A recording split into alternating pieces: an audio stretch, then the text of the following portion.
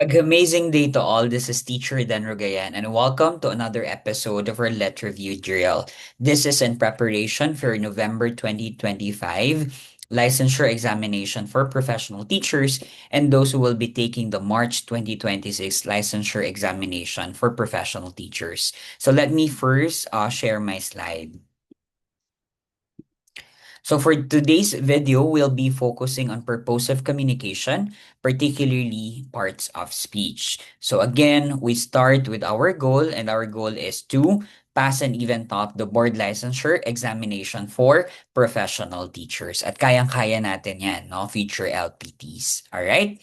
So you will pass the boards. Let's claim it. Let's keep on manifesting. And of course, let's do our part in order for us to be able to ace and nail the board exam. Okay, so as I mentioned, no, our focus for these 10 item drill will be parts of a speech. So I hope you have your pen and paper with you. Sabayan po ninyo ako sa pagsasagot ng mga items natin. Later on, kindly comment no your final score in our comment box. All right.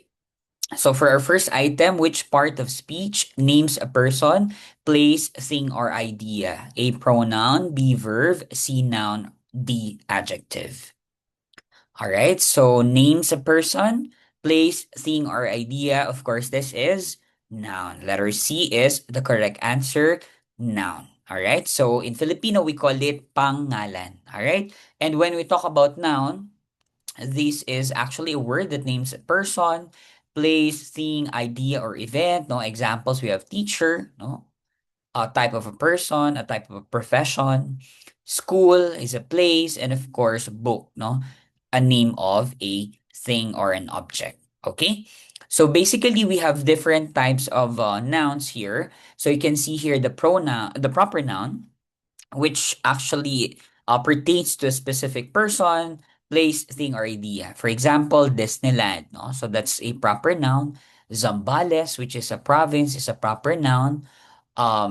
Department of Public Works and Highways, or DPWH, no, is a proper noun, is one of the executive branch, or one of the departments, no, is in the executive branch. Okay, so we also have common noun, a general person, place, thing, or idea. Say for example, park, no, very common, like teacher, doctor, jeepney, taxi. No, these are general name, no, for person, place, thing, or idea.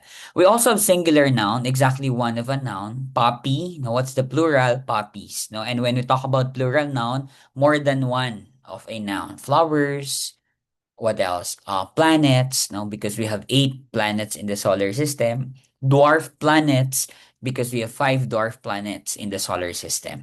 We also have compound noun, two or more words that create one noun. For example, toothpaste, right? So that's a compound noun. We can also classify noun whether it's countable or uncountable. And when we talk about countable, these can be counted, of course. Uncountable cannot be counted. Say, for example, countable noun, we have book, no? Flower, what else? Petal, all right? Uncountable, sand, no? Soil, no? Yan. Water. So, parang ganyan. Then we also have concrete noun and can be seen, felt, heard, smelled, or tasted. No? Example, salt, no? And we also have abstract noun, cannot be seen, felt, heard, smelled, or tasted, like freedom. No? So concrete noun is something you can see, feel, hear, smell, or taste. No? So these are salt, for example. What else? Sugar. What else? Fork, spoon, mga yan. Well, abstract noun, of course, like freedom, justice, happiness, sadness, revenge, no? So these are abstract, okay? Then we can also classify nouns whether it's possessive or collective. So possessive, a noun that owns something, no? Countries, sovereignty, right? National, Philippines, or Philippine national anthem, yan, mga possessive. While collective noun is a group of things, no? Like family, school of fish, ganyan.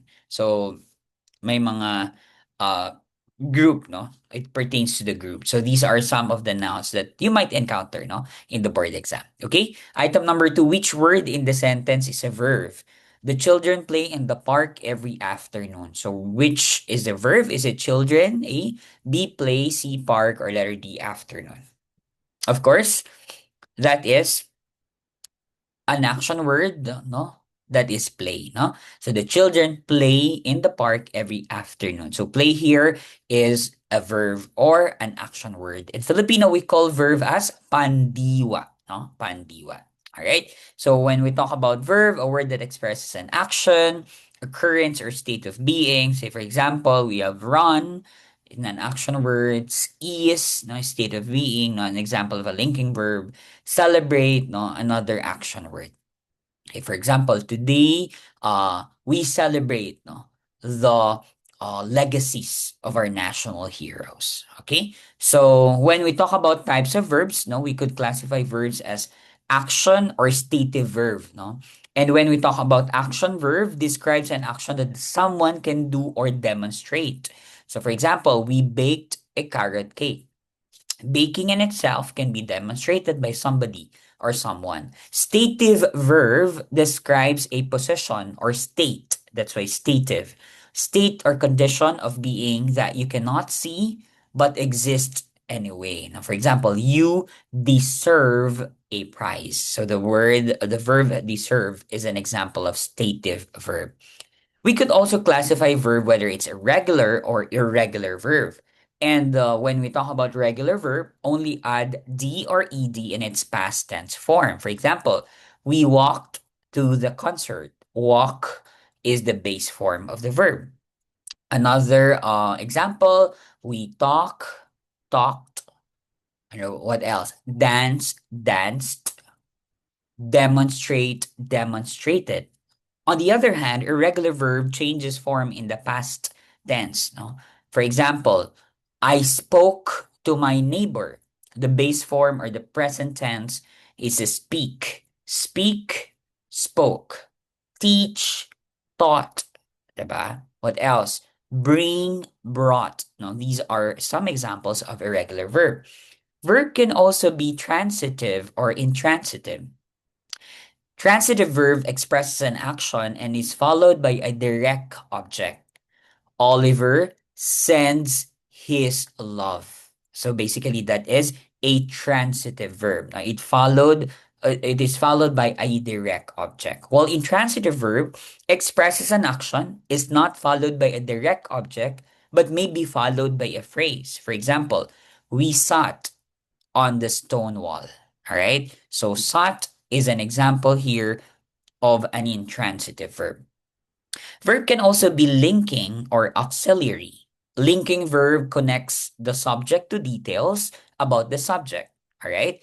You seem like a thoughtful person. The word seem there acts as a linking verb. While auxiliary verb helps the main verb of a sentence by extending its meaning. For example, I have been there before. So these actually helps the main verb by extending its meaning. So these are some of the types of verbs that you might encounter in your board exam. Okay. Item number three, which part of speech modifies a noun or pronoun by describing it? A verb, B, adverb, C, conjunction, D, adjective. What's your answer? Of course, this has something to do with adjective. Letter D is the correct answer. It modifies a noun or a pronoun, a descriptive word. So an adjective is a word that describes, modifies, or gives more information about noun or pronoun. For example, beautiful. For example, our noun is flower. The flower is beautiful.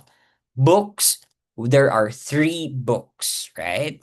Happy, he is a happy child, right? So happy, three, and beautiful here are adjectives. And in adjectives, no, we have what we call degrees of comparison, just in case you might encounter the degree of adjectives. So adjectives can be compared using three levels: positive, comparative, and superlative. So these levels help us describe qualities by comparing people, places, or things. So the first one is positive degree. So the positive degree describes equality without comparison. It is the basic form of the adjective. Omar is brave. All right. So if you wanted to uh compare, if we want to use that in comparison, no, with another, no, we could use comparative degree. Now, for example, the comparative degree compares two people or things. It shows that one has more or less of equality. For example, Sarah is happier than Layla. All right. So we have here what we call the comparative degree of the base form happy, so it becomes happier. Okay, because we're comparing two entities, Sarah and Layla. While the last one is superlative, it shows the highest or lowest level of quality among three or more objects or subjects. For example, Yusuf is the strongest in his class. So you can see that the positive, comparative, superlative, no, the adjective, no, differs in terms of formation. So usually for positive, of course, we use the base form. For comparative, we add er. For example, tall, taller. While for the superlative, we add est, tallest. Bright, brighter, brightest. Careful, more careful, most careful. So we use naman for comparative the word more, and superlative the word most. All right. For example, the sun is bright, but at noon it is the brightest. So we also have here some irregular adjectives. Now, for example, good, better, best. Bud, worse, worst. Little, less, list. No, Ali is good at swimming. Ahmed is better, but Omar is the best. So this is just an example of the different degrees of comparison in adjectives. Okay. Item number 4, which word is an adverb in the sentence? She sings beautifully on stage. A, she. B, sings. C, beautifully, D, stage. So we're looking at an adverb. And the adverb here is what again? Letter C. That is beautifully. So she sings beautifully on stage. How did she sing on the stage? Beautifully. All right. And when we talk about um adverb, no, it's a word that modifies a verb, adjective, or even another adverb. So it often answers how, when, where, or to what extent. Okay, so examples quickly. She runs quickly. How did she run? Quickly. All right. He is very tall. No, so very there actually modifies no our adjective. And yesterday they left yesterday. All right, so that's something to do with um modification no of verb no pandiwa, adjective, pang-uri, or another adverb. And when we talk about adverb, we call it pang-abay no in Filipino. All right, so these are some examples or types of adverbs. So we have here adverbs of manner, no how, it answers the question how. Accidentally, beautifully, boldly, generously, happily, honestly, laughingly, neatly. All right. We also have adverbs of degree, how much. For example, the question is how much. Almost, barely, completely, deeply, enough, fairly, hardly, just. We also have adverbs of frequency, how often. Always, constantly, generally, ever, every, for example, time period, frequently, hardly ever, or never. And we also have adverbs of place. Where is the question? Above, anywhere, back, below, everywhere, here, in, or inside. And the adverb of time. When is a question here? Already, immediately, earlier, eventually, later, lately, now, or recently. So these are some of the adverbs that you might encounter in the licensure examination. All right. Item number 5, which part of speech replaces a noun? A, preposition, B, pronoun, C, adjective, or letter D, conjunction. So what's your answer? Future LPTs? Of course, when it could replace a noun, no, a part speech that could replace a noun, that is pronoun. All right. In Filipino, we call it panghalip because noun is pangalan. So we have pangalan and panghalip, noun and pronoun. So when we talk about pronoun, a word that takes the place of a noun to avoid repetition, examples, he. they or it. No? Para hindi naman lagi, no? For example, you're writing a paragraph. For example, Teacher Dan teaches in the collegiate level. Teacher Dan also serves, oh, hindi na. You can just use he also serves, for example, as a part-time lecturer for licensure examination for professional teachers. So something like that. All right. So that is our pronoun. So we have different types of pronouns. We can actually classify them into either personal or possessive pronoun. When we talk about personal pronoun, it substitutes a person's name. For example, it wants more food. So it there substituted a person's name. Possessive pronoun shows that a noun owns or possess something. This decision is theirs. Okay? The choice is hers. Okay? Something like that. Okay? So indefinite or interrogative pronoun. Indefinite pronoun replaces a non-specific noun. For example, everything looks just right. Non-specific. Interrogative pronoun asks a question. Who is absent? Who is responsible for the flood control project insertions, for example. Relative pronoun connects a clause or phrase to a noun or pronoun. The dog that lives next door barks all night long. Okay, for example. All right. The contractor who was selected in the bidding provided the financial statements. Say, for example, reflexive pronoun replaces the object of a sentence when it refers to the same person or item in the subject. Nadine taught herself Spanish. He himself will serve as the jury, for example. All right? Intensive pronoun emphasizes or intensifies nouns and pronouns. I myself like to travel, something to do with intensification. All right. Intensive pronoun, intensify nouns or and pronouns. Okay. Demonstrative pronoun, okay, indicates a specific noun. Okay. For example, this is my favorite song. Okay, so that is demonstrative pronoun. By the way, I when I mentioned he himself will serve as a jury is actually an example of an intensive pronoun. Okay, reflexive pronoun kasi is more of replacing the object of a sentence. Now, when it refers to the same person. For example, Nadine taught herself Spanish. The doctor, for example, uh, prescribe himself the necessary medicine. Okay, so something like that. Something like referring to the same person or item. Okay, so next item, what is the function of prepositions in a sentence?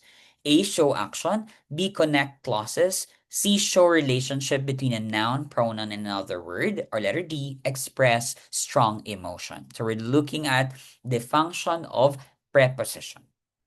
And what is your answer? Feature top notchers, when we talk about function preposition, that is correct. It shows relationship between a noun, pronoun, and another word. And when we talk about preposition, it's a word that shows the relationship between a noun or pronoun and other words in a sentence, often about direction, place, time, cause, or manner. Okay, examples, we have in, example, in the room, on the table, with my friend. So in, on, and with are examples of preposition. All right. So here we can see some examples of prepositions. We have the preposition in, on, and at. And these are specifically used based on the following. So we use in for general, for bigger, um for general and bigger condition or situation. For example, in terms of time, we say in the 20th century. So when we refer to century, or um in the third decade, no? So when we talk about the number of decades, in 2025 when we talk about year, in January when we talk about month, in in the first week of the month, for example, when we talk about weeks, no? We could use also in terms of location, like for example, in Japan country, right? In the Philippines, in Myanmar, okay? Or in city, for example, I live in London. I live in Olongapo City. I live in Davao City, all right? I live in Legazpi City, so smart city, or just in the neighborhood, no? Uh, for example, I saw him in the neighborhood. No? So you can just you can actually use the preposition in for that. However, on is more specific and smaller. Say for example, on Monday, when we talk about weeks, no, I mean days of the week, no, on Monday, on Tuesday, on Thursday. Okay, what else? Let's meet on Saturday. All right. So that is the use of on. We could also use this in terms of location when we refer about street or avenue. For example, I live on Main Street. I live on Pinatubo Street. I live on Magsaysay Avenue. All right, so we could use the preposition on. Now for at, all right, very specific, smallest siya. So for example, let's meet at 12 o'clock. Let's meet at 1:30 this afternoon. So we use that for hours. And in terms of location, address or specific location, for example, I live at 32 Main Street. I live at number 8 Marisma Street, for example. All right. So this is more of very specific and smallest. All right. So you could use this no as a guide in answering questions that require the proper use of prepositions, whether it's in, on, or at. Okay? Next item, item number 7, which word is a conjunction in the sentence? Maria and Juan studied for the exam. A, Maria, B, and C, one, or letter D, exam. This is a very elementary question. Of course, that is and. And here acts as a conjunction. And when we talk about conjunction, a word that connects words, phrases, or clauses, examples, and bread and butter. But he's smart, but lazy. Because I stayed home because it rained. So, and because here are examples of conjunction. All right, so we have here types of conjunction. First, we have the coordinating conjunction. Coordinating conjunction joins together words, phrases, and independent clauses. The 7 types spell out fanboys, no? For, and, nor, but, or, yet, and so. All right. So, for example, I go to the park every day, for I love to watch the ducks on the lake. I watch the ducks on the lake and the children playing soccer. These are coordinating conjunction. The second one is subordinating conjunction. Always introduces a dependent clause, tying it to an independent clause, right? Example, because of him, I learned how to start my own business, right? Everything will fall into place if you start at the beginning. So this is used as a subordinating conjunction for our dependent and independent clause. Right? And when we talk about clause in Filipino, we call it sugnay. Sugnay na nakapag-iisa, independent clause. Sugnay na di nakapag-iisa, dependent clause. And lastly, of course, correlative conjunction, no? Correlate, no? Come in pairs where each word of the pair appears in the sentence to make it function correctly. For example, I want either the pink sofa or the purple one. I'll study both English literature and art history. So correlative or correlative conjunctions. All right. So these are the 3 types of conjunctions that you might encounter in your board exam. Item number 8, which part of speech expresses strong feeling and usually followed by an exclamation point? A, adverb. B, interjection. C, verb. D, noun. When we talk about expressing strong feelings, strong emotion, of course, that is interjection. So letter B is our correct answer. And when we talk about interjection, it's a word or phrase that expresses sudden emotion or feeling. Examples, wow, wow, you tapped the board exam. Okay. Ouch, That was painful. Oh no.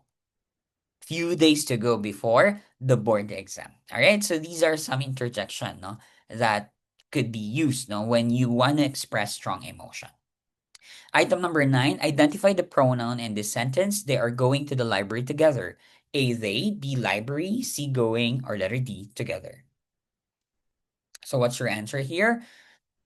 All right. So pronoun, of course, they. No, it replaces the nouns. All right. So noun names a person, place, thing, or idea. Pronoun takes the place of a noun. Verb shows an action or state. Adjective describes a noun or pronoun. Adverb describes a verb, adjective, or adverb. Article, no. Sometimes article is uh mentioned as one of the parts of speech, but sometimes some uh grammar experts no classify them under adjectives. But of course, we could also um have it as in a separate part, no, article, or broadly they call it determiners kasi may mga other ano pa, no, like article comes before a noun, like a, on, or the. Okay. We also have preposition, shows place, time, or relation. Conjunction joins words or phrases. And interjection expresses emotion or reaction. So these are the 9, no, parts of speech. But mainly we have 8 parts of speech. But as I mentioned, articles sometimes are classified under adjective. All right. So last item number 10 in the sentence, the quick brown fox jumps over the lazy dog. Which word is an adjective? All right. So A, fox, B, over, C, jumps, or letter D, quick. So in the sentence, there are 2 adjectives, no? Um, Actually, 3 adjectives. We have quick, brown. No? These are adjectives which describes the facts. Quick, brown, facts. Then we also have the word lazy. That's another adjective which describes the dog. But in our options, we only have one here. So that is quick, right? So quick, brown, and lazy are all adjectives. But in our choices, we only have quick. So that's the answer. No? That's our adjective, or in Filipino, we call it pang-uri. So in summary, so we have our, of course, as I mentioned, no, 8 parts of speech. Noun, pangalan. Pronoun, panghalip. Adjective, pang-uri. Verb, pandiwa. Adverb, pang-abay. Preposition, pang-ukol. Conjunction, pangatnig. Interjection, pandamdam. All right. So these are 8 parts of speech. In Filipino, we call them bahagi ng pananalita. At halos no sa board exam no laging present no ang mga bahagi ng pananalita so that we will have a very um correct we have a correct way no of communicating to others, no, so that's why it's under purposive communication, or in Filipino, malayuning komunikasyon. All right, so that ends our 10 item drill. Hiraya manawari, may the wishes of your heart be granted, lalo sa mga naghahanda sa inyong board exam for professional teachers ngayong November 2025 for regions 1, 2, and the Cordillera Administrative Region, at sa mga naghahanda ng maaga para sa kanilang March 2026 BLEPT. Alright? So, laban, papasa tayo, future LPTs, keep fighting, patuloy na magdasal, patuloy na gawin ang bahagi natin no, na